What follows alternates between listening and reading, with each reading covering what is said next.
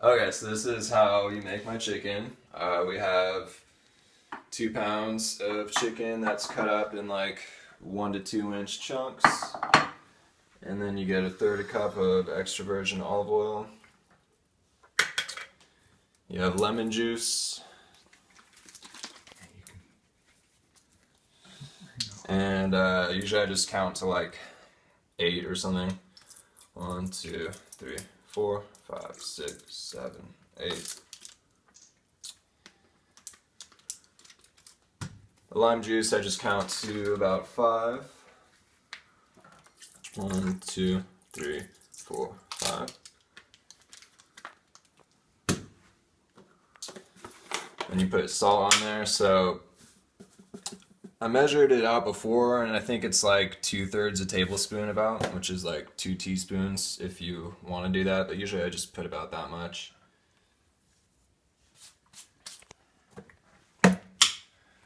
Then I put in the garlic powder.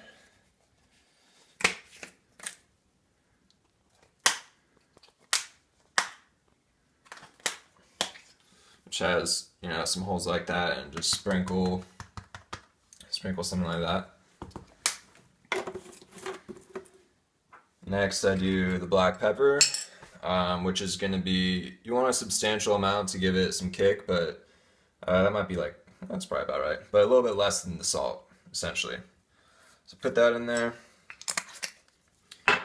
Ground celery seed, that just adds, it has a salty flavor, so it just kind of adds to the entire flavor and thickens it up a little bit, probably about as much as the black pepper.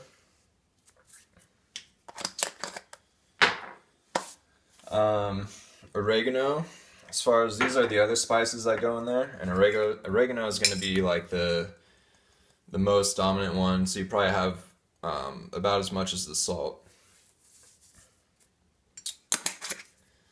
Basil is going to be the second amount.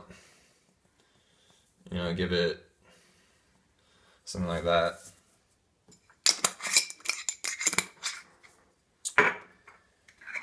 Dill weed, you don't need too much of it, but I kind of like the flavor, so something like that. And parsley, you could probably honestly do without, but I don't know, I just put it in there. Just a little bit.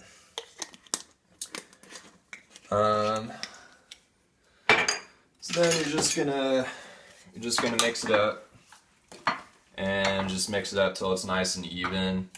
Then just refrigerate it and let it marinate for 24 hours, and then you're gonna bake it at 300 degrees for 32 minutes the next day.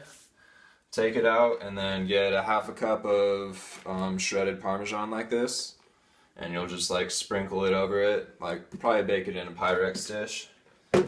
And then after you put the Parmesan on, put it back in for 5 minutes and cook it some more, and then it's pretty much done. And then what I do is I bring it to work, so then I just I cook it again at work in the pizza oven, which is a high temperature. So like after you cook it the first time, you could recook it at like 450 or something like that in a home oven, something that's like a little bit hotter, and then I just put it in there for like 10 or 12 minutes, and just like that way it reheats and like cooks. It actually turns out pretty nice that way when you cook it twice. So anyways, that's it.